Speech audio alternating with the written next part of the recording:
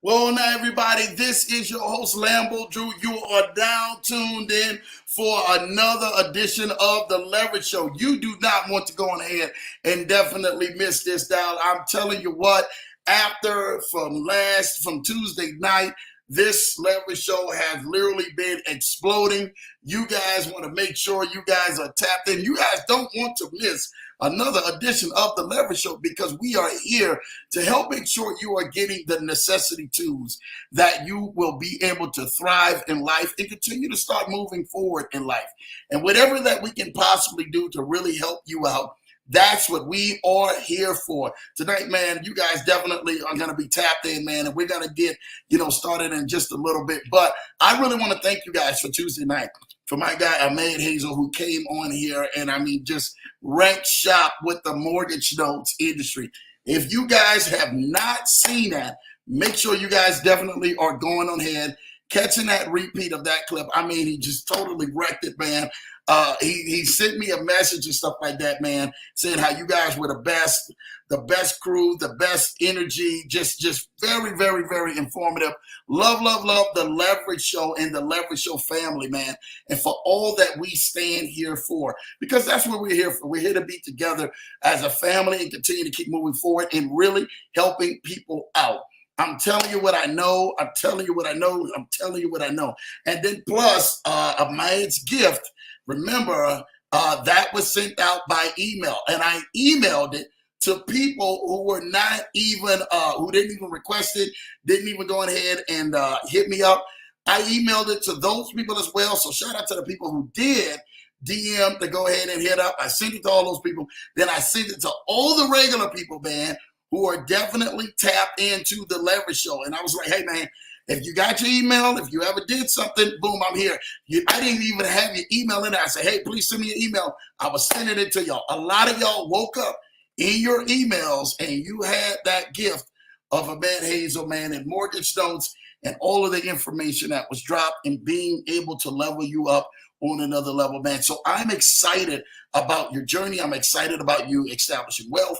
I'm excited about you creating another stream for you that's way bigger that you may have not even fathomed in your head. But definitely because of that, you guys have been so fortunate, so blessed. I heard all of the testimonies, man, of people saying, man, Lambo, I was on the edge of my seat, man, after looking at that, after seeing that over 4 hours of information from Tuesday night and everything, man, to definitely to help push you in the right direction. Again, I'm telling you what, we are here to help people, like genuinely help people. There's also was a newsletter that was attached to that. You guys definitely go sign up to the newsletter. I actually sent that newsletter and what it actually looks like. Okay, so a lot of y'all got a chance to get that newsletter. And then just be able to go right there and sign up so you guys can definitely stay tapped into what he is doing. I told y'all thought the Leverage Show is like pulling off the gas when it comes down to this.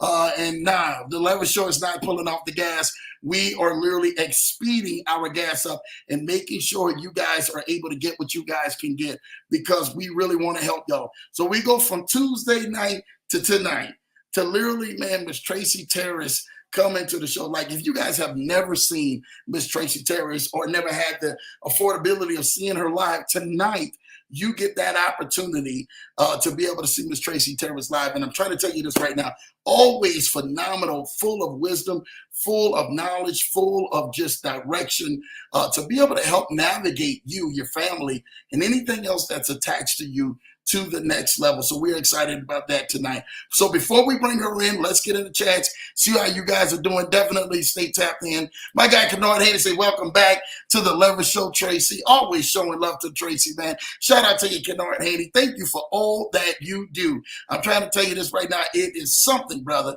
Kennard Haney say, man, knock this out of the park, Lambo. Hello, Mrs. Johnson. Shout out for you, man. You already know you get the Lambo bell, man. Thank you for that. We're going to knock it out of the park. LA Law says, hello, everyone. I hope all is well. Thank you, LA Law, for that, man. Hi, Kennard. Good to see you. Yes, hi, Kennard. Showing love to Kennard Haney. Definitely always love to see that, man. Good to see him, man. IC is in the building, man. Happy Thursday, family, man. Shout out to you, IC.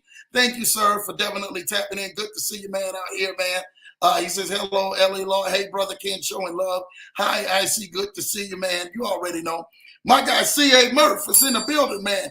Yes, sir. I received mine. Thank you. Thank you. Hey, that's what we're here for. Again, I sent out a lot of news copies for Ahmed's gift. So make sure you check your email, because I sent it to a lot of your email. If you ever got something from here, wherever was sent something from the Leverage Show, I sent it to your email. So that's where we're at today. Man, shout out to Murph for doing something amazing job. I was actually speaking about Murph earlier, man, when we got a chance, for me and my guy, Unlimited Freedom, man, we got a chance to really sit down and talk and stuff like that, man, today with a wonderful, another great meeting with another business partner. And you guys are going to hear, man, we always go ahead and brag on my guys. And what Unlimited Freedom has been doing has been no short of amazing. You guys have not had the opportunity to get in this binary options program. You guys need to get into that. And Murph is a testimony where you can get into that program. And it does not matter if you have ever had any experience with options. And in 2 weeks, I have watched my guy Murph, I mean, less than 2 weeks, I mean, just become a pro at this binary options, all due to the credit of my guy, Unlimited Freedom. I'm telling you, make sure you guys are tapped in, get the binary options course. I'm telling you what, is gonna help change your life. And you guys know that's my guy, Unlimited Freedom. Like I'm telling you, he's gonna make sure that he continues to do it right. His name has been ringing bells since the Core 4 event in DC literally over 2 weeks ago. And now I'm so glad that he's definitely on this side of the opportunity to start really helping people out. So thank you, Murph, man. Hopefully you're having safe travels out there, man. What up, IC, LA Law, Kennard, Mrs. Queen, Mrs. Johnson, showing love. Thank you for that, Murph. LA Law says, hi, CA, good to see you, man. Money's in the building. Shout out to you, Money. Hello, I see you. LA Law says, man, hi, Money, good to see you. That's what we want to see, man. My wife is in the building. Shout out to her. Hello, everyone. Happy Thursday with the wonderful hearts. Thank you, thank you, thank you for that. You already know what time it is. Always showing love. IC showing love to Money in the building. LA Law showing the love to Mrs. Johnson. Good to see you. Money is showing love, man, in the building, man. Kennard, LA Law, Murph, love to see that. Hello, Mrs. Johnson, blessings. That's what we love to see. There goes my guy, Unlimited Freedom, man. What's up, family? Shout out to my guy, man, Unlimited Freedom. Make sure you guys go like and subscribe to my guy, Unlimited Freedom channel. I'm telling you what, he is killing the game. And then not just that, jump in the binary options. Go get that course and let it help change and bless your life. I'm trying to tell you this right now. We are here to help grow and help grow each other into the right direction, so you guys and everything, man, could continue to keep furthering and elevating to the next level, man. And that's what we want out here, man. All right, so thank you for that, Unlimited Freedom. You know, full salute. Keep doing what you're doing, soldier. IC showing love to Unlimited Freedom. LA Law showing love to Unlimited Freedom. Murph, Issa showing love to Murph. My guy Murph said, yes, sir, that is correct. I wouldn't say a pro, LOL. I'm still learning from Unlimited Freedom. Hey, we are all still learning and everything, man, and that is the basis of this thing. But thank you that you are definitely making amazing progress in what you're doing, because that's what we are here for, man. Fully shout out to you, Murph, for that, man, your transparency and all that you are doing, brother. Continue to keep doing what you're doing. Listen, this without further ado, I am here to introduce my next guest. For those who don't, she gets the chance to grace this platform every other month, right? And this show, it gets turned over to her show. It's no longer the Leverage Show now. It's literally, man, Therapy Talks with Tracy Taris. And we love what Tracy Taris has been to the Leverage Show, has been to the community, has been to so many people out here. I've heard the testimonies. I heard everybody talking like, hey, Lambo, I got a chance to tune in and ask Tracy a question or read her book, pick up a copy, whatever the case may be. You were able to allow this to help your journey. Can I say something to you? She's a breath of fresh air every time she comes back to the Leverage Show, and allow that this show is transformed into Therapy Talks with Tracy Taris.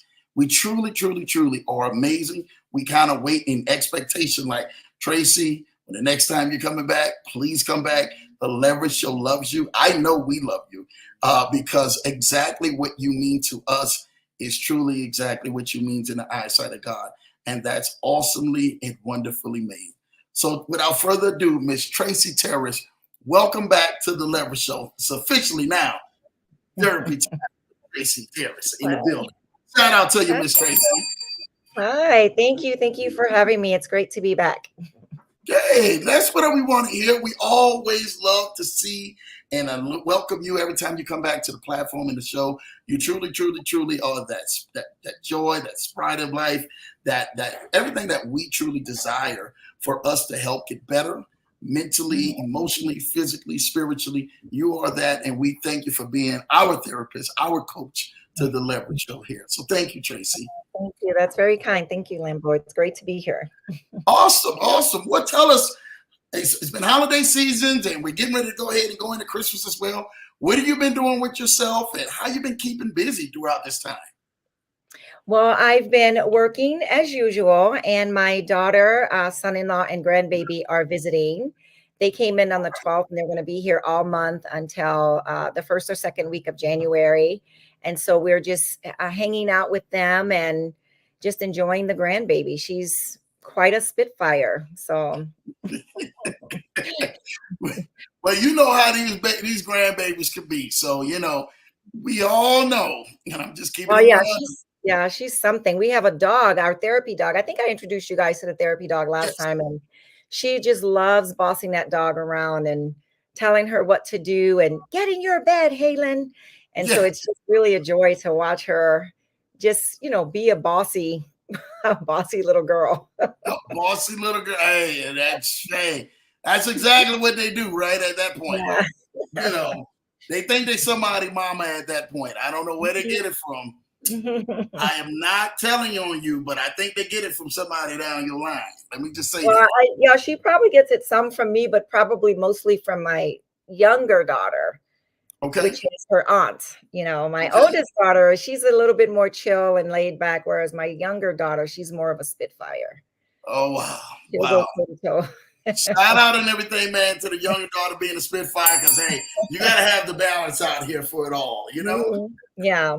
Yeah. Let's talk about it, man. Let's talk about it tonight, Tracy. Listen, let us know, hey, what's been going on? What have been your thoughts lately? And what have been some amazing things that you have just said, you know what? It's been on my heart to come talk about this on the Leverage Show. And they'll even be telling people, man, throughout my journey and stuff like that, man, especially this time of the season. Well, I don't know if I ever mentioned it on the Leverage Show, but one of the things that I do is work at the community college in the health center. And so I get to work with a lot of young people who are just out of high school, and also young people who maybe took a break from college, but they want to go to community college first. Yeah. I mean, before getting back into university. And also here in my private practice too, I work with a lot of people, but mostly young people, but mostly at the college. And I noticed that a lot of young people are afraid to launch, like they're afraid to get out there into the world because it's just a big deal to them, and like one of the things that I've noticed is they're afraid to choose a major, like they'll go to community college and just kind of hang out for a while because they're afraid to transfer to university to choose a major. And even if they've gone to university, they're afraid to choose a major. And then when you get right down to it, what I've discovered is a lot of times they're afraid that they're going to make a mistake. They're going to choose the wrong thing and they're going to be stuck doing it for the rest of their lives. And what I tell them is, like, I'm on my 5th career, know, and it's like, there's nothing that's written, no law that says you have to be, you have to do whatever it is you go to college for forever. And so I share with them that, my first career was in journalism, broadcast journalism. And then my second career, I went into consulting. Third is this, which is being a therapist. And then the fourth is being a business owner, which, I own this private practice and have other therapists working with me. And then the fifth was an author. And that seems to kind of calm them down and start them to thinking about, it is my life. I can do whatever I want with it. But one of the things I notice is that a lot of kids are not equipped. The high schools aren't equipping them in certain areas, like academically, depending on what school you go to, and depending on how much effort you put into it, how much your parents have been involved and whatnot, you're equipped academically. But in the areas of finance, emotion regulation through self-regulation, or self-regulation in and of itself, and what we in the field call executive functioning, like, kids are just not really equipped to deal with some of these areas, and they're going out into the world getting degrees and coming. I mean, unless you major in finance, most people really don't know very much about finance. And I'm not an expert in finance. I'm putting together the three areas of finance, emotion, and executive functioning. And we can talk about what executive functioning is, but that's the one that I'm working on now, because I know the most about that and emotional intelligence Mm-hmm. and self-regulation. But yeah, we'll that's what I'm putting together now. It's going to be offered as an after school program, Okay. and have any kid or any parent who wants their kid to go, to just sign up for it so they can learn these skills and get ready to launch out into the world and be adults. Wow, that is amazing. I think that we don't have a lot of programs that actually do have that many variety of different programs that are listed that Mhm. can people can actually really see and say, you know what, we can take this and help develop us into this next level. I think that when you sit down there and you talk about that, the financial piece, it's still such, a mystery to a lot of people. Because Yeah, I know when we were coming up, it really wasn't taught in our household, definitely. not in But our to either. be is to turn around and everything, man, and to kind of look at the way how people actually work and people actually really, try to function in the different fields. Can I say this? I do think that puts the broad perspective when it's written in front of your face or talked about or however it is communicated. People can say, you know what, at this point, we can really help communicate each other and help each other into the next level. Let's talk about that executive piece, because I do think, we get a lot of places, man, when we talk about labeling and putting ourselves in categories in life, right? We say, Mhm. oh, well, you know what, we got this piece right. Oh, we got this piece right. But what does the executive piece mean for so many people out there who may say, hey, I have balance in this area or I don't have balance in this area? Break that down just for everybody else out there to really kind of talk about and really kind of hone in on. Yeah, executive functioning is a set of mental processes that your prefrontal cortex is responsible for, the front part of your brain. And the thing about that is that doesn't really come in 100% until a person is about 25 years old. Now they're saying for females, it might come in around 23 years old, and for males, it's still like 25%.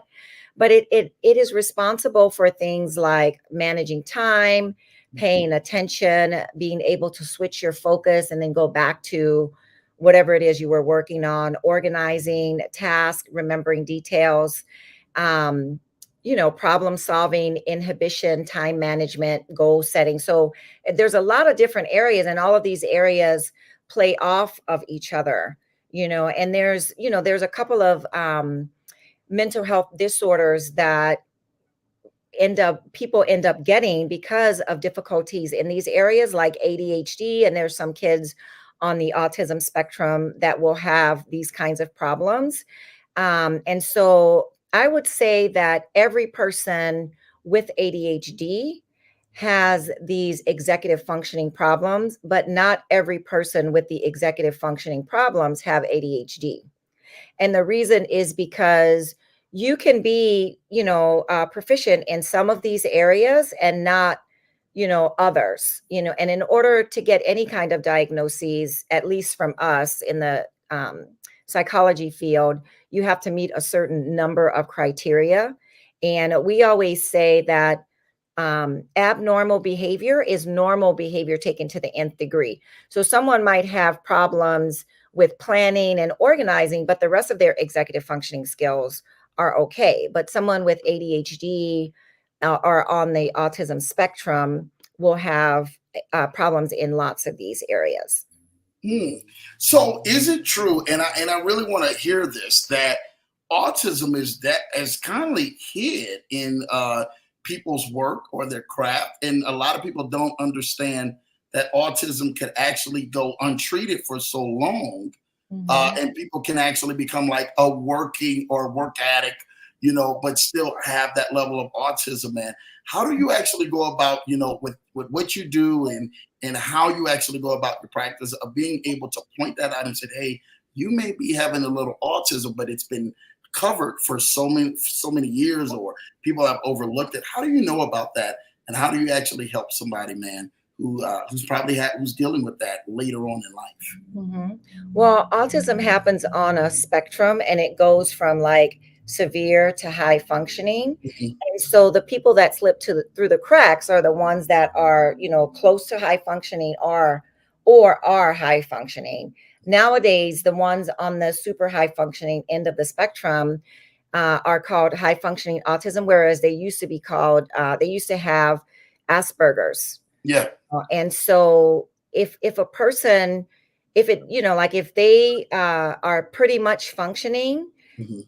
it's easy for them to slip through the cracks. If I were working with someone and I suspected it, I wouldn't tell them that they have autism. I would refer them out for an assessment to, with a psychologist to make sure that what I am suspecting is the case.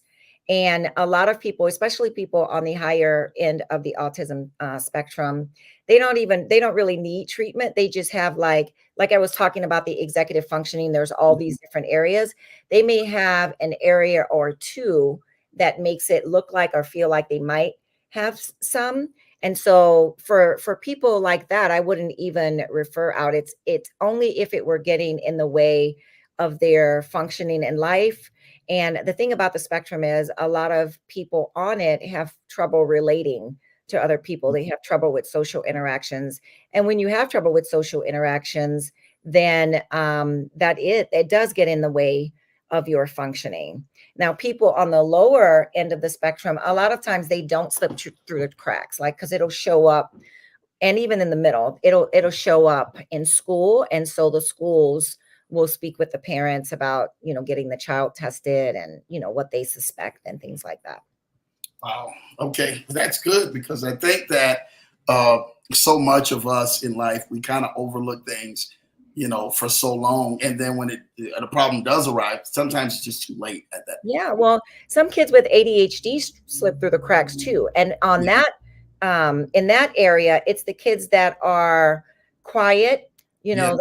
like the squeaky wheel gets the grease is what they say. So kids with ADHD that are hyperactive type, they get diagnosed because teachers notice it, parents notice it, people in the community notice it, people at church notice it. So if enough people notice, then the child is referred in order to get help. But if it's the inattentive type and the child is, basically in class and they don't cause any problems, they're not throwing things around, they're not jumping off the walls, it's easy for them to get missed. And, for them to think that, oh, she just has trouble reading, or oh, she just has trouble, with this or that. And, so it just depends on, in a lot of diagnoses, people slip through the cracks.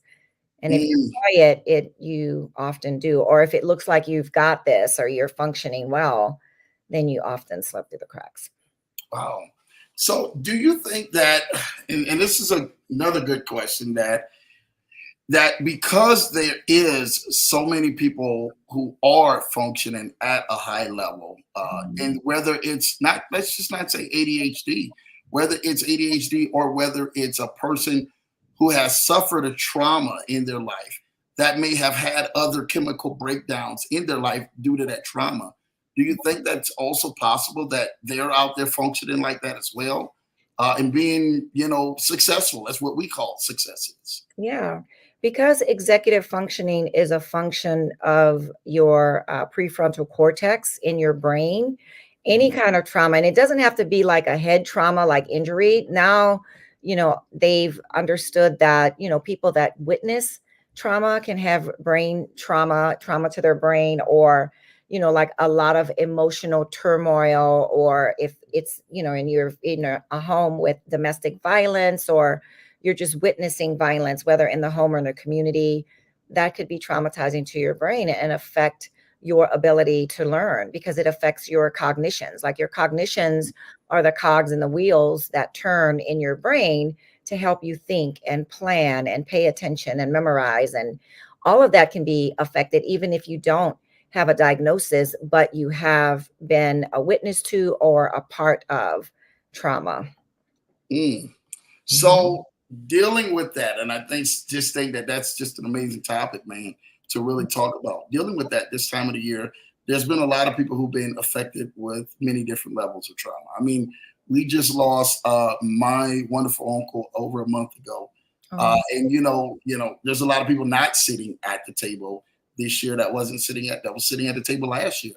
How do Mhm. people deal with that level of trauma when they're dealing with a level of loss, especially around this time of the year when it's the holidays and everyone's in a joyful mood? And then there's so many other people who are not in a joyful mood because a level of loss of trauma has actually came into their life. Yeah, that's a good point, Lambo. Like, there's a lot of people who suffer intensely at this time, especially if it's the first holiday without the loved one. But people can be suffering the 10th holiday, like every year. It's a trigger depending on the relationship that's lost, especially if it's a parent or a child or a sibling, Mhm. those, or a spouse. Those tend to be, the most difficult for most people to deal with. But I would say it depends on the family dynamic, and it depends on the individuals in the family. So if you have a family where no one really talks about anything, and it would be uncomfortable, or most people would just get upset, then I would say figure out who are the people in the family that would want to remember and want to talk.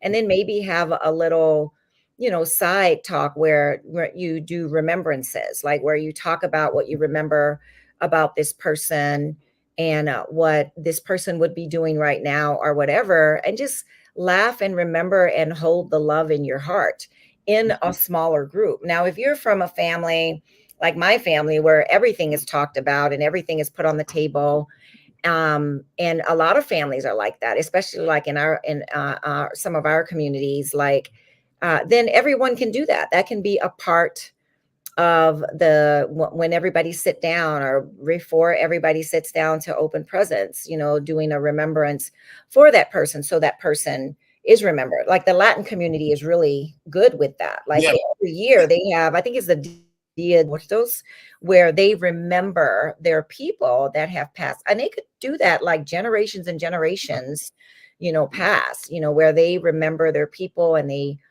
have their pictures up, and they talk about them, and they remember them and stuff. And I don't think that we do that very much in, like, in the African American communities, but I'm an advocate for it. Yeah. If you're hurting, and even if you don't talk about it as a whole family or as a small group, Mhm. if it's just you, find someone in the family that will allow you to talk with them about it, that will emote with you. But, like, just keeping it in is probably not the best idea, especially at this time of year, Yeah. because it can be very sad, you Yeah. know.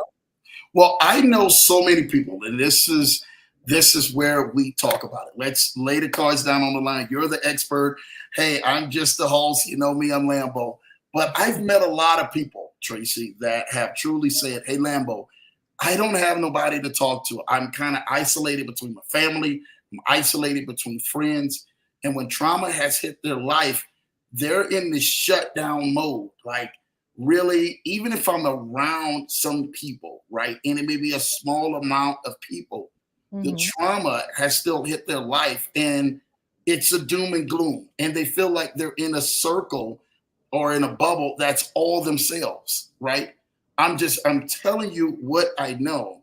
Mhm. It's like you just don't understand how the people who we meet, right, say, you know what, we want to be distant from people, but I want to deal with this ever evolving trauma that's in my life. Mhm. And I would rather relive the pain day by day than to Mhm. let someone in who is able to help heal and allow the light in my life of the trauma to actually begin to start shining bright again. Yeah. I would encourage them to come out of their bubble. I would encourage them to, as hard as it is, to talk with someone. And sometimes that's where a therapist or a counselor would come in because they don't know you and you don't know them. And Yeah, so you don't have to worry about them judging you. You don't have to worry about what they're going to think or what they're going to say because their job is to help you to process it and yeah, to allow you to get as much out as possible. If someone says that they don't want to go to therapy, I would challenge the notion that they're all alone, not in a confrontational manner, but in asking them questions that would help them to see, oh, there is at least one person. Because most people will have at least one person. They may not be reaching out to that person. yeah, They may be shutting themselves in and choosing to stay alone. But if someone's, saying that, especially at this time of year, like sometimes people can get so depressed that the self-harm and rates go up. I think you're supposed to say unaliving now on online. I just learned that no, the that's other day. facts. Like some people that rate goes up a lot. So I would really encourage the person to reach out to someone if they don't feel comfortable reaching out to friends or family. Go to a counselor, and there's lots of hotlines that you can Yeah, call for free. Like if you can't afford a counselor. There's lots of communities that have Christian therapy centers that will have a sliding scale of anywhere from $0 or $5 to whatever is their real rate. You can find, places like that to go and talk to someone, invite them over, like, or talk to friends. Like if you're not in a position to do that, talk to other people who might know that person and invite them over. Let them be a part of your celebration, or have a smaller gathering the day before, a couple of days before, so that they can see that there are people who love them and who care about them. Because like the thing about the whole unaliving and self-harming yourself, it's very impulsive, like even though a person might be thinking about that over a certain period of time, when it comes down to, enacting something like that, it's impulsive. So in our field, we try to put distance and time, like yeah, in a safety plan, offering more frequent sessions, offering check-ins, making sure there's someone to check in on them and things like that. But if someone's talking like that, like it doesn't mean that they are planning on doing it or even thinking about it, but it doesn't hurt to check in and ask. yeah. You're not going to give anybody any ideas to do that, because if that's not on their mind, they'll be like, no, that's not where I'm at. But if it is, they'll be relieved to talk about it and to put that out there. You You know. know, there was a time when there were so many people uh, out of confidence, right? I mean, they were giants in their space and functioning at a high level, right? But at the same time, buried with a trauma that something stopped them in their life, and they felt that if people had seen that trauma or even went to get help for the trauma, they would be considered weak or they would be considered not strong enough. So Mhm. they're so used to putting up the front to everybody else with their strengths, whether it be the success of their business, the success of their marriage, the success of life, or whatever the case may be. But yet and all, feeling that emptiness of saying, you know what, I may feel like I'm weak. I may feel like, I can't handle it. I can't this. How do you speak to those people who are saying, I don't want to feel like I'm weak, or that I'm in a prisonous state, right? Where I've imprisoned myself based off of this trauma, but yet and all, I don't want to show that I'm weak to anyone else. And that might be in a standpoint to people who may be in a relationship, right?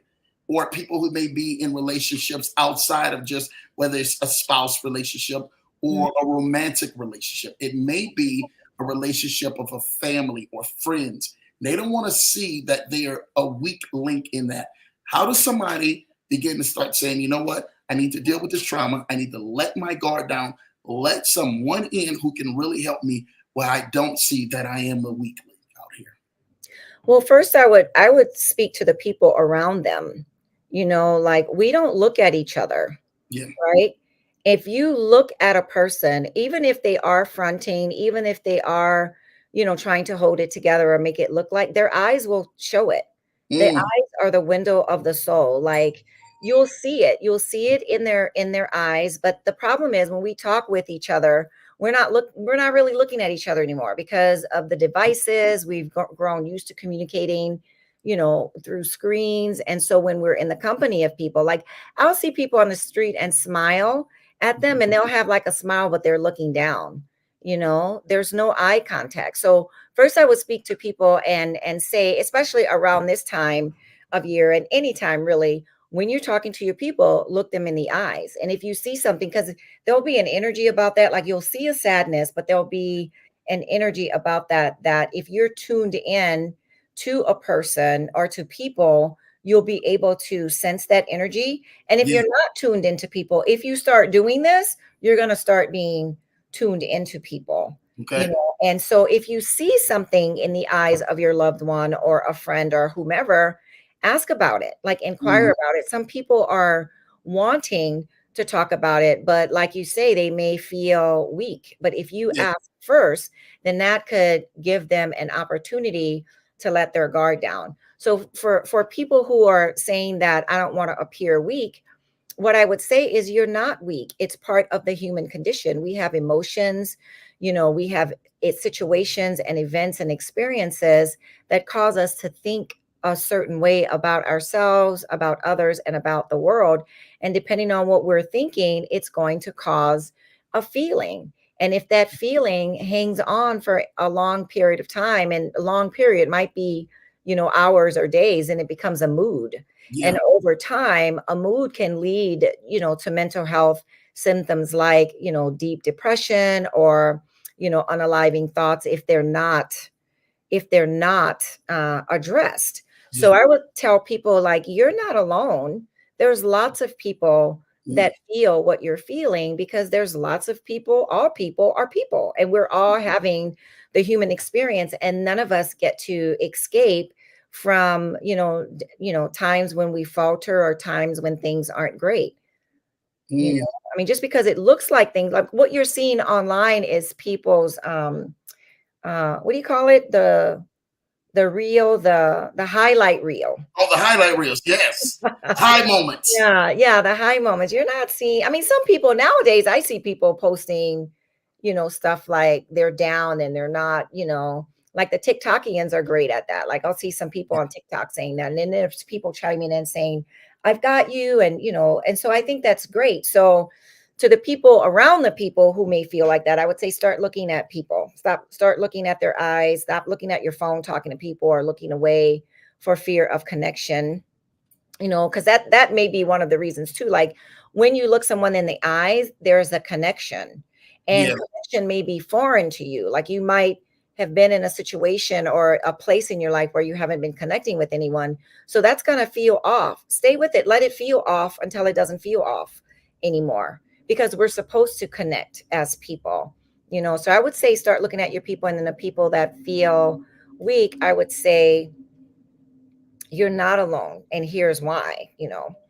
Yeah. So and let's talk about that. So because of that, so many people who may be suffering or dealing with that, the older that the person grows, they get a vice in their hand or get addicted to a vice, whether Mhm. that be food, whether that be liquor, whether that be drugs or anything else, to help try to soothe that pain. What do you say about that? Because I know a lot of people that around this time the drinking increases because the thought of having to deal with pain and trauma that has been undealt and that has been untold or has been unspoken about, literally it begins to increase. And most people say, I need another drink, and then I need another drink, and then I need another drink, and then I need another drink. Or I need to go have another hit of a drug, or I need to go eat more food around this time to fulfill that trauma that has been undealt with. How does somebody and everything then gets help for that, Tracy? Well, I mean, it's good that you're saying that, Lambo, because a lot of times people aren't aware Mm, that that's why they're eating more or drinking more, at this time or at any time. But a lot of times, the reason they are is because there is an emotion that is coming on, or a memory, or something painful that is coming on. And, when we eat food, it produces dopamine in our brain, which that's the happy chemical. So Yeah. it dampens the fact that you're feeling sad and sorrow. But the problem with that is your neural receptors in your brain is just not picking up the signal that you're sad, but your sadness is still in there. And so it's just going to manifest in another way. It's going to manifest with some other vice, it's manifesting in the eating. It could come out in overspending, over like Netflixing, yelling at people that you love, because you just have to find a way to address. So what I would say is, look for something that helps you to understand the idea of, we call it self-medication. Like, self-medication isn't always taking prescription drugs when you're not supposed to, although that's the one that's known. Self-medication could be any one of those things that I named, anything that's going to soothe away pain or trauma or feelings that you don't want to feel right now. And so what I would say to that is, feelings are transient, like they come and they go. Like, if you allow yourself to feel it, in a few moments, or even in a couple of hours, you'll come out of it. It might come back if it's a chronic thing that you're dealing with. It'll come and go. But in those times where it's gone, look into getting help, and realizing that you have a loss, you have a trauma.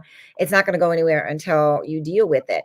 And then the times where there is sadness, reach out to someone that you trust, and that loves you, that won't judge you. Sometimes what we do is we'll reach out to people that do judge us, and we know this, and it's kind of like it's a form of self-harm, like you're self-inflicting pain on yourself if you go to someone that's not going to be understanding, and that they're not. So choose someone that will be, or choose a professional or a hotline where the person doesn't know you and will be there for you to work through that.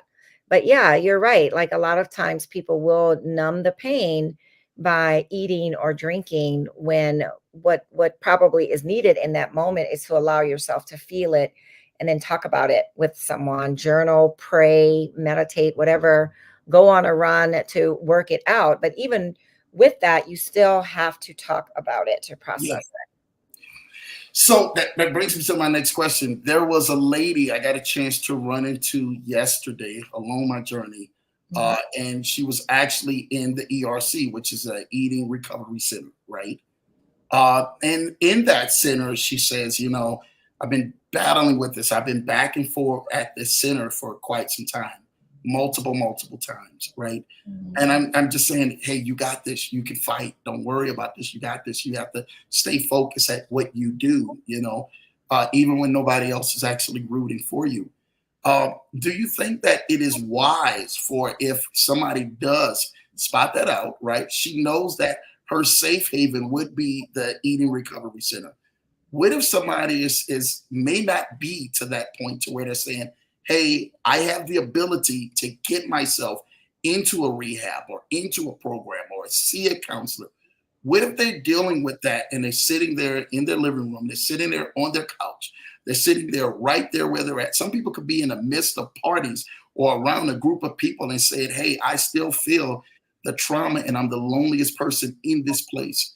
How do they get the help that they need to be able to springboard them forward in life? Are you asking me if someone is in a room and a group of people and they don't whether it could be a group of people or alone? How do that person actually can springboard themselves to actually really get the help? And what do they do? Do they reach out by text, by phone, by email, or whatever to somebody? Or, I mean, is there something that's way more easier than saying, hey, I need help, but you can possibly take maybe a test, or you can possibly take, symptoms and say, hey, man, I'm actually suffering from all of this. And if I see that, then maybe it's time for me to get help now. Yeah. Is there something out there that allows them to see where they're at, take a questionnaire or an emotional test to be able to say, you know what, all of these lined up, maybe I need to go ahead and check myself into this resource. Yeah, a good resource that I use with my clients, it's called the Beck Depression Inventory, and Beck is BECK. And Beck also has an anxiety inventory as well.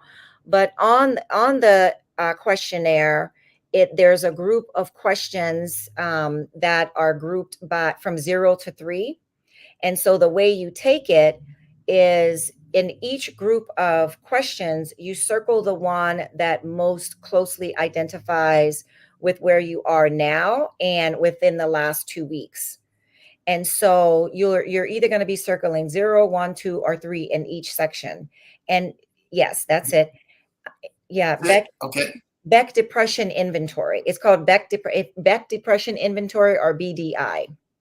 Okay, Beck Depression. At the end of it, you go and you add up all the numbers that you circled, and at the end of that, there's a scoring that will tell you whether these are just normal everyday sadness or normal everyday anxieties that people have, or whether it's mild, moderate, severe, or clinical.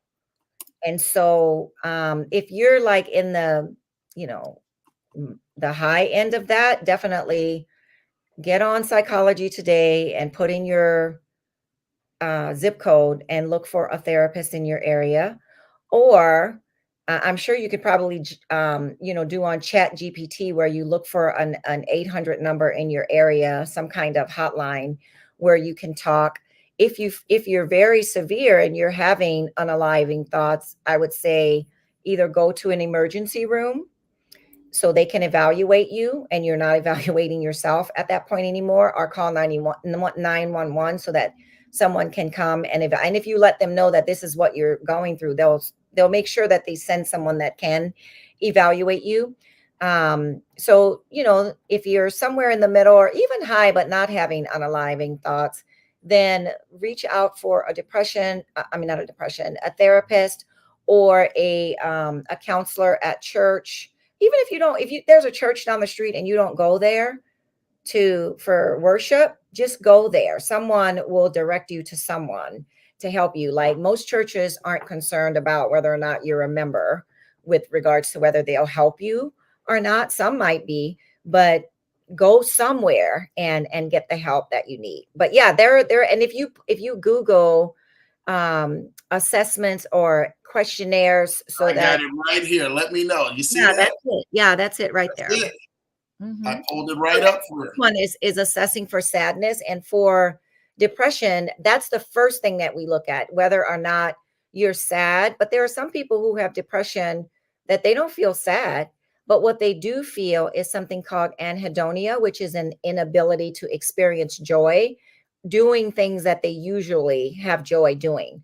Because there's like, you could be depressed and not feel sad, but if you can't experience joy in doing things that usually bring you joy, then that's the two top criteria for depression. You have to have one of those to be depressed, and then 4 or 5, like 5 or 6 of the other ones. And so it'll look at things like eating and sleeping, if you're doing more or less than the other, whether you're isolating, whether you're feeling more irritable than usual, whether you're having feelings of worthlessness, hopelessness, or unaliving thoughts. I don't think that depression inventory will not have unaliving on it. It'll have the S word that you're not supposed to say online. Yep. And then you just add it all up. Like, scroll all the way to the end. There should be where you add it up and put in your score. So that's the score. Yeah, right there. And it'll tell you whether it's a mild mood disturbance, borderline, clinical, depression, moderate, severe, and extreme. So I would say severe and extreme with unaliving thoughts, definitely call someone. But severe up, then go to the ER or call 911. But severe up and you're not having those,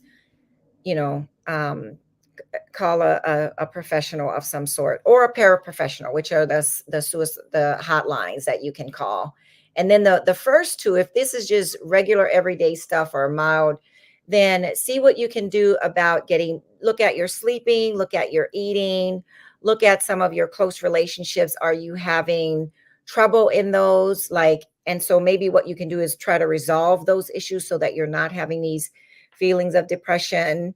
If you're not sleeping well, look at why you're not sleeping well and try to resolve that.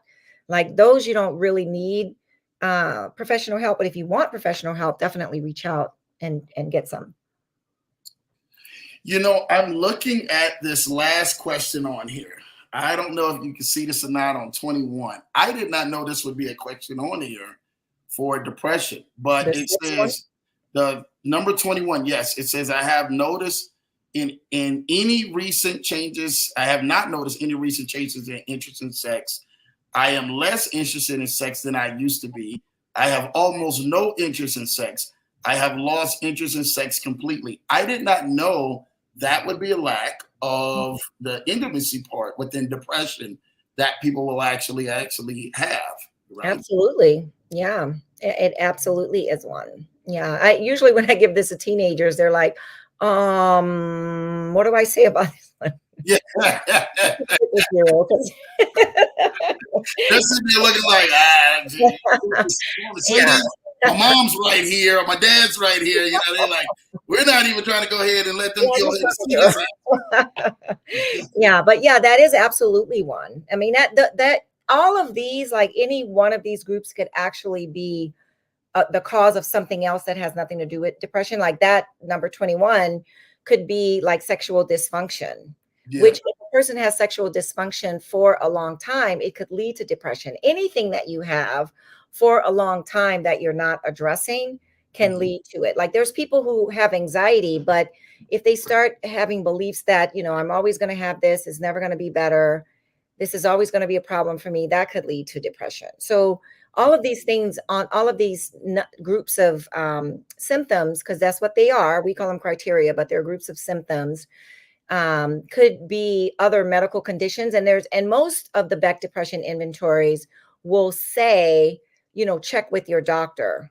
to make sure, like if you're taking medication and you're feeling off, it might be because of your medication for something else, but some of these they need to be ruled out by a medical professional. And even in our field, we always, with most things, we go with medical first. Like we want to rule out that it's not a medical issue, because medical is more important than mental.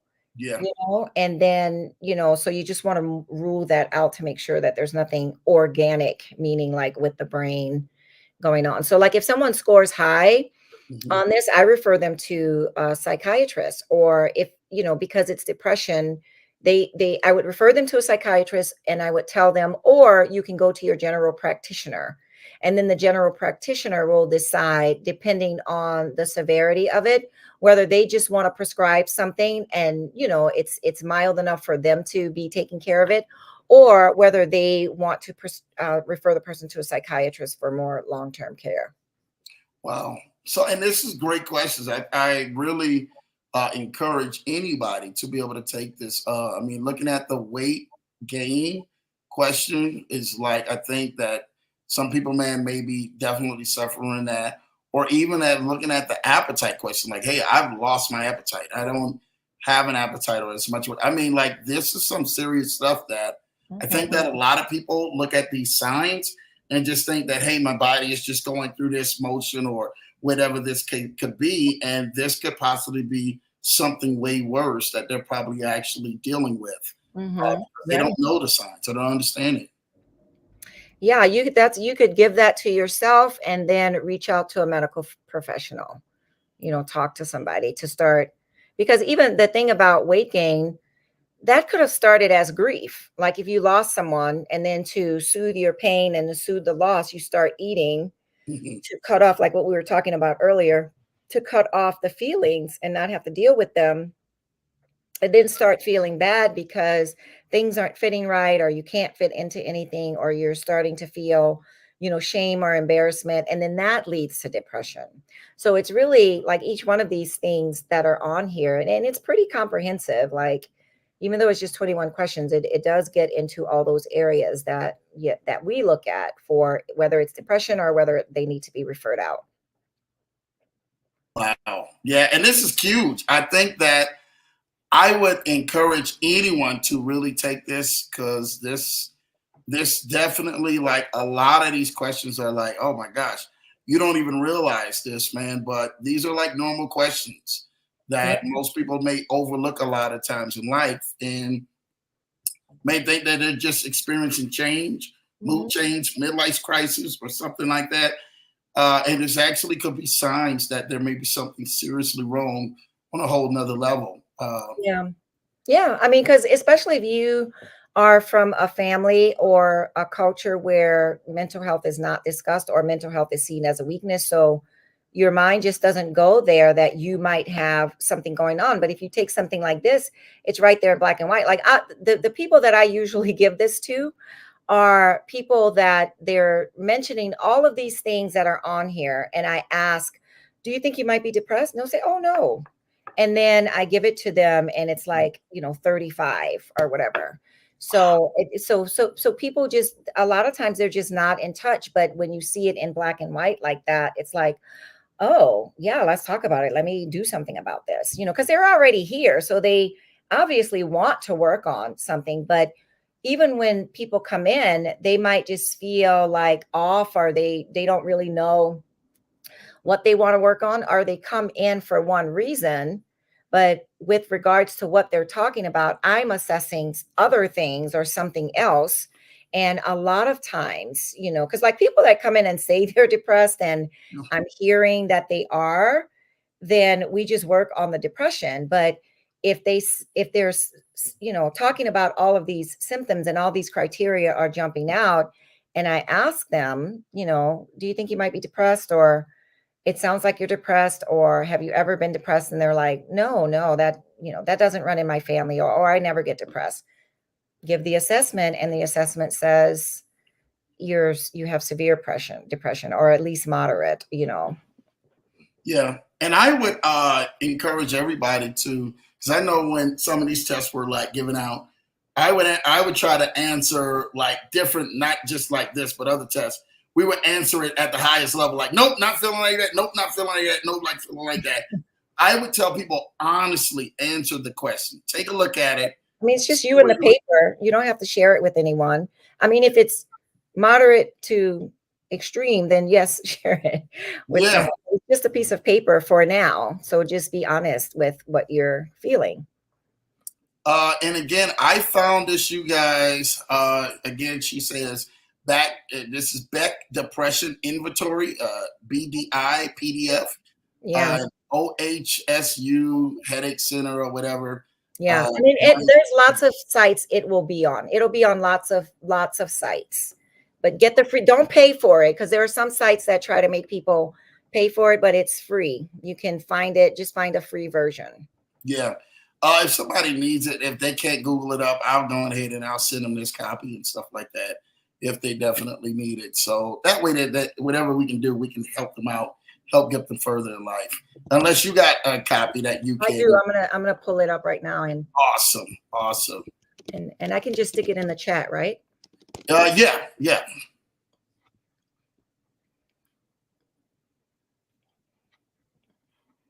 We can see if we can get that. I can drag and drop. Usually that's how it is. It's always that drag and drop that really gets a lot of people. Wait, let me see. It didn't let me, so let me see. Let me put it on my desktop. And then see if I can drag it and drop it here. Okay. And I created a Terrace. I call it the Terrace stress threshold inventory. Okay. And I modeled it after Beck. Oh, really? Not dropping. It's not. Is there a way to like attach something? Yeah, you can, but if it's not dropping in the post, don't worry about it. Okay, what I'll do is disappear. So I could email it to you, and then you can put it on. Or maybe you could do it, because maybe you can do it. let me know. If not, I will actually have people reach out to you, and then you can just email it to them or something like that when they sign up, for maybe your newsletters and everything else that you may have.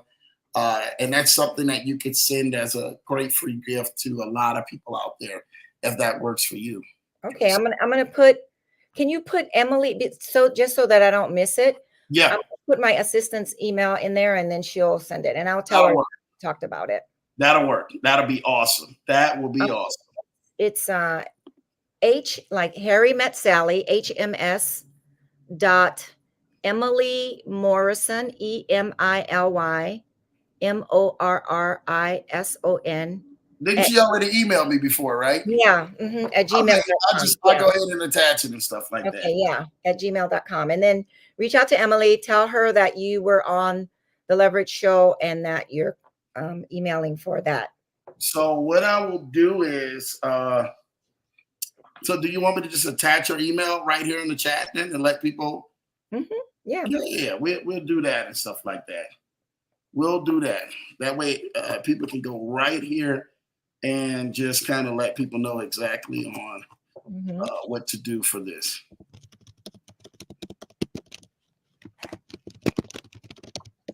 So I sent it in the private chat.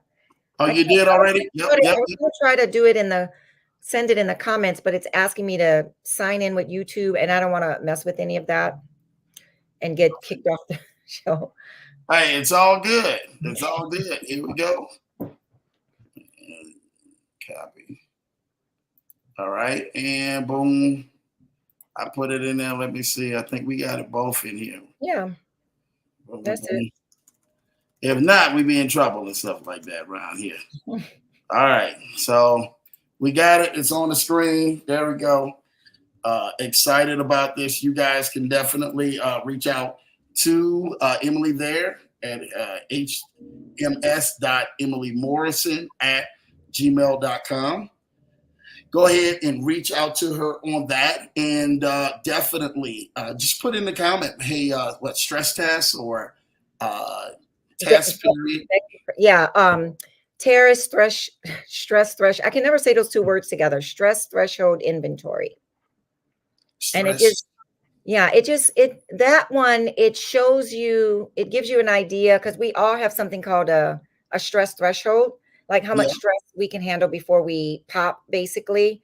And popping is different for different people. It could be you start drinking, eating too much, not sleeping or eating, becoming irritable, like all of these symptoms that could look like, that are depression symptoms. Doesn't mean you are depressed, but it allows you to see where, like, if you're approaching your stress threshold, if you've crossed it, and it gives you some things that you can do to kind of bring that down.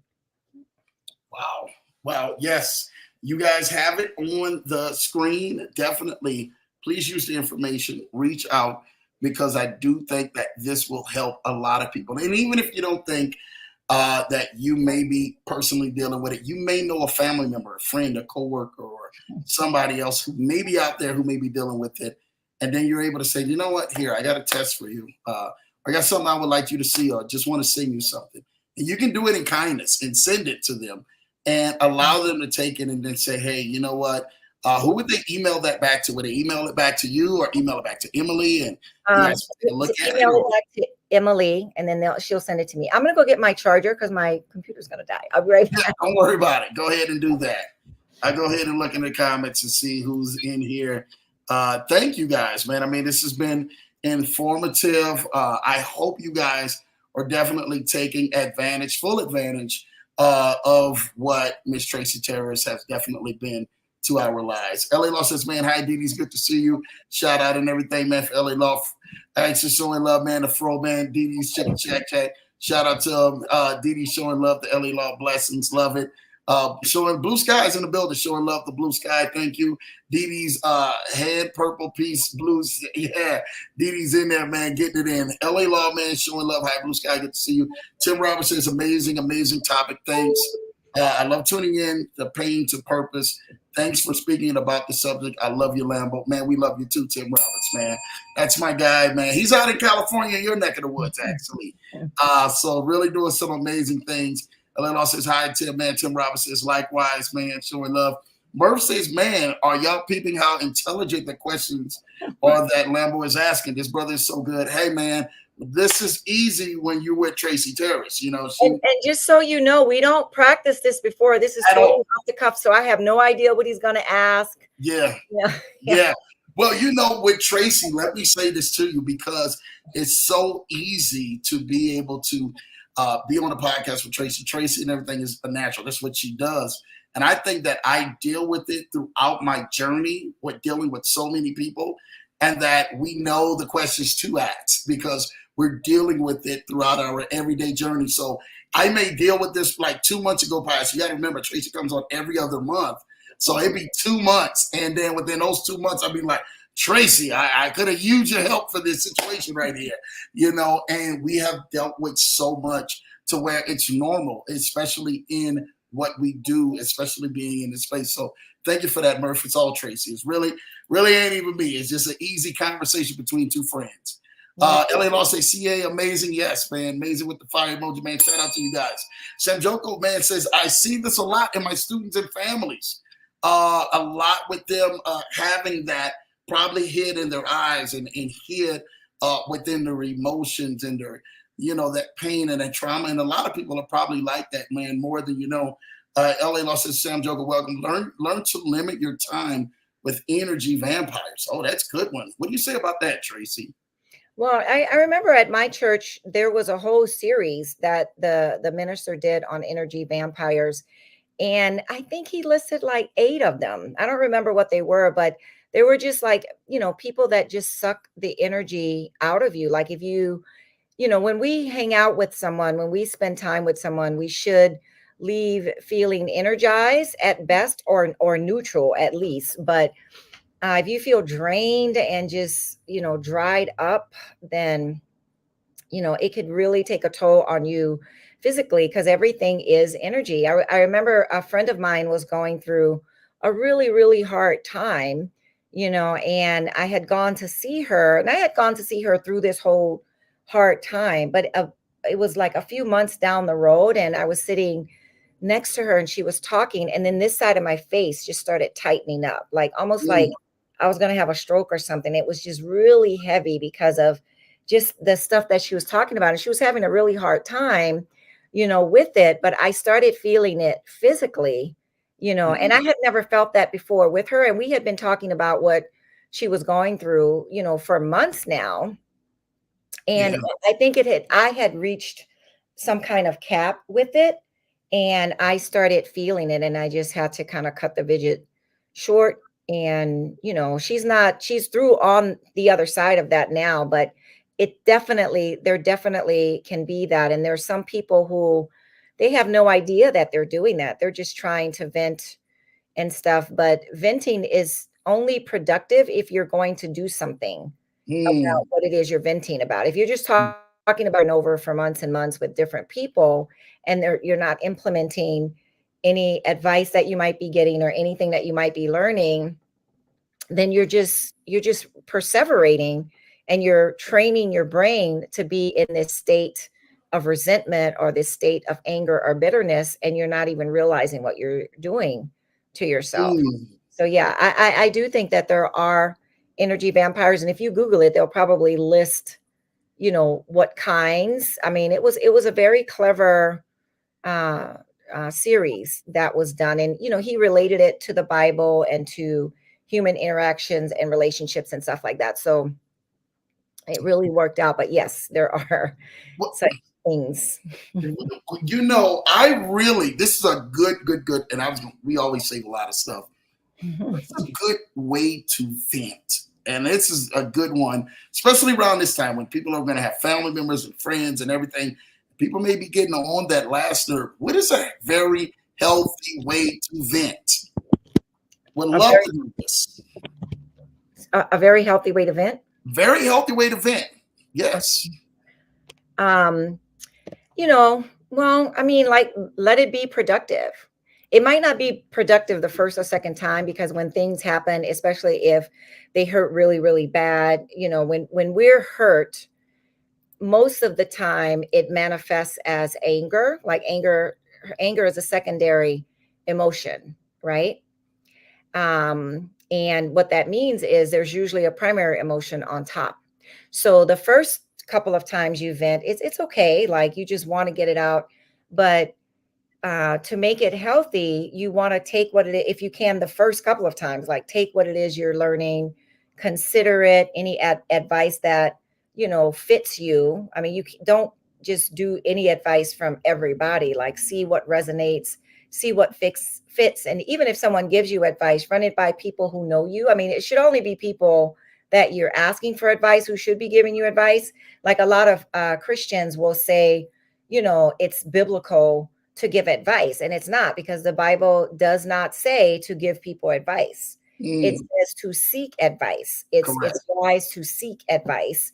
And so but if someone's just offering you advice and you didn't ask for it, and especially if it's someone that you don't know, then run it by people who do know you, so that you could kind of have another set of ears listening to it. But to vent in a healthy way, go in with a plan to get help. That's why I say maybe not the first or second time, because we all need to just get it out. Yeah. I mean, because even in here, like the first 2 or 3 sessions is assessment, like where I'm asking questions, but mostly they're just getting it out. And then we talk about a plan, of what we can do going forward, or to heal, whether it's to heal a relationship or heal yourself from some kind of trauma or your childhood or whatever. But, to vent in a healthy way, go in, with a plan to get help or expecting help, and then apply what it is you're learning. Like that. Bars. That's my only last question at that point, Tracy. We don't even have to go ahead and go anymore. That's the full mic drop in itself right there on the Leverage Show. Shout out to my wonderful wife. My wonderful wife said, I can honestly say I didn't see any questions on the desk. No show, man. We be going into this thing. And Tracy knows, because I love psychology, man, especially on what she does. We can talk like this all day long and stuff like that. But definitely, due to time today, we are definitely cutting this short. So definitely, we thank y'all. Listen, Tracy, let everybody know, how can they go ahead and get in contact with you, get in touch, stay tapped in, and stay connected and everything, man, to some amazing things that you are doing and helping people. Well, I would love it if you went to my website, tracytaris.com, and then signed up for my email subscription list. I put out an email once a month, because I hate getting a lot of spam emails, so I don't want to inundate anybody's mailbox with that. So about once a month. But I'm also on Instagram at Tracy Taris, and on Instagram at Healing the Mind and Spirit. Healing the Mind and Spirit is my private practice. We're a group private practice, and both of those also have websites. If you live in California and you want therapy, we offer in-house services here in the office, and telehealth as well. If you're not in California and you want coaching services, I offer coaching services. You can reach out for that. And if it's really coaching, which is, something's going on now and I want to move forward, how do I do that? What's the plan? Then it's coaching. But if you call me and it sounds like it's therapy, I'm probably going to refer you back to a therapist in your state. So awesome. Shout out to Tracy on that. Again, you guys can definitely go ahead, stay tapped in with Tracy. Definitely sign in to tracytaris.com. Definitely get tapped in to what she's doing. Some great information that she's always sending out. And you can definitely stay tapped into when she's releasing new products, new information, new books, or anything else like that. Y'all want to be tapped in as well to that. So I'm definitely excited about that. Here we go. Actually, I want to show y'all something that's really cool. This will actually be the website. You guys can go right here and be tapped into this. Here we go. This is it, right? Yeah. Scroll so they can see my team. Awesome. Yeah, let's see. Scroll. There's that's Emily in the middle with the blue shirt on. Oh, hi, Emily. Scroll some more so they could see. I think Halen's on there too. Okay. See, she's right there with the client. Well, Yes. this is a fake client. I got, friends and neighbors to come and do my website, to Oh, pretend to be clients to do my website. well, they got you. They got you good. And Helen is definitely like, hey, yo, feed me a dog treat or something like that. Whatever you want, I'm right here. I love it. I love it. I love it. Yes, check this website out. Therapy for creatives. There's so many different ways, so many different things that somebody can reach out and be able to say, you know what, I really needed this latest. We provide specialized therapy for actors, directors, producers, artists, writers, and like so many other people. This is amazing. So don't never think that the level that you're on in life, if you need to really reach out to somebody, you can reach out to somebody and get the help you need. And then they can probably go ahead and hit this learn more button, right? To go ahead and get connected. Yeah, yeah. Awesome. Yeah. Awesome. That's where I'm sitting right now. That's this office. Okay. Awesome. Awesome. That's Ayana. That's one of our therapists. She was an intern, and then I think last year she got licensed, so she's licensed now. Oh, shout out to you, Ayana, for doing your thing, girl. Keep doing your thing out there. Yeah, I mean, Rambo, if you ever wanted to have any of the other therapists on, let me know and I'll reach out to them and see if there's something that they could come on and offer some of their expertise. So it's, I'm sure a few of them would be willing. And that picture doesn't show all of the therapists. If you go into our team or the staff or something like that, you could see a bio on all of the therapists. Is this it right here? No, where it says team, like it's one of the little buttons. So not this one. Our staff, or you see at the top, staff. I see team, and this is this would this that's everybody. So if you scroll to that's Lawrence, Jill, and Tiffany, and then Ayana, and then Crystal, and then Taryn, and then Richard, and Emily, and Helen. Helen, shout out to Helen. I'm the only one. So if you want a therapy with Helen, I'm the only one that Helen does therapy with. So, so it'd have to be me. Hey, we love it. We love it. We love it on the Leverage Show. Thank you. Thank you. Thank you so much, Tracy. Again, that website is Healing the Mind and Spirit. So if you definitely need to go ahead and tap in for some amazing, wonderful help, that will definitely help put you in the right direction with an amazing staffing team, especially Helen. Shout out to Helen for Helen being the center of attention out here. I see you. Well, truly, we really thank you, Tracy. Thank you so much for everything. You are always amazing. You're always the breath of fresh air right here on the Leverage Show, and allow us to be able to do what we do best out here. We really thank you for that, Tracy. Thank you for having me, Lambo. And thank you all Lambo's followers and guests. Thanks for all of the kind words that you always share. I really appreciate it. You definitely appreciate it. So listen, she'll be back in another 2 months from now. As usual, you guys definitely want to stay tapped in. Miss Wonderful Tracy Taris, we wish you a very Merry Christmas and a wonderful Happy New Year. We really thank you, Tracy, for all that you do here on the Leverage Show and all the value you bring to so many people's lives, man. From my house, from me and my wife and my kids, from the Johnson house, the Lambo house, to your house, very Merry Christmas and a Happy New Year's. And you celebrated a wonderful birthday not too long ago. Very happy birthday to you, Tracy, as well. Thank you. Thank you so much, Lambo. Merry Christmas and Happy New Year to you and Renata and the kids and everyone on your show. Awesome. This was a good show. Thank you. Thank you, Blue Sky. Thank you, my wifeys. This was a great show. Seeing Murph says thank you. Thank you, Murph, man. My baby says thank you, Tracy. We love you. We love you, Tracy. Listen, again, make sure you stay tapped in. We are not out of message, but we are out of time. We love you guys and everything, man. And I'm telling you this right now, from our house to your house, man, a very Merry Christmas. We will see you guys, man, tomorrow for Finance Fridays. My guy John Franco hits, but also next week after Christmas, we probably may be on that Tuesday. So y'all stay tapped in. But if not, we wish y'all a very Merry Christmas or a Happy New Year. To the next time we see you, may the blessing and the favor of the Lord be upon your life, and some great, amazing things happen for you guys. It's like everyone said. My wife says Merry Christmas, everyone. Definitely showing love. So make sure you guys stay tapped in. We are coming at you guys each and every single month and every single week right here on The Leverage Show, Tuesday and Thursday night, 8 p.m. Eastern, 7 p.m. Central, 5 p.m. Pacific time. Love you guys. Take care. God bless. We'll see you next time. It's Lambo and Tracy Taris. We out of here.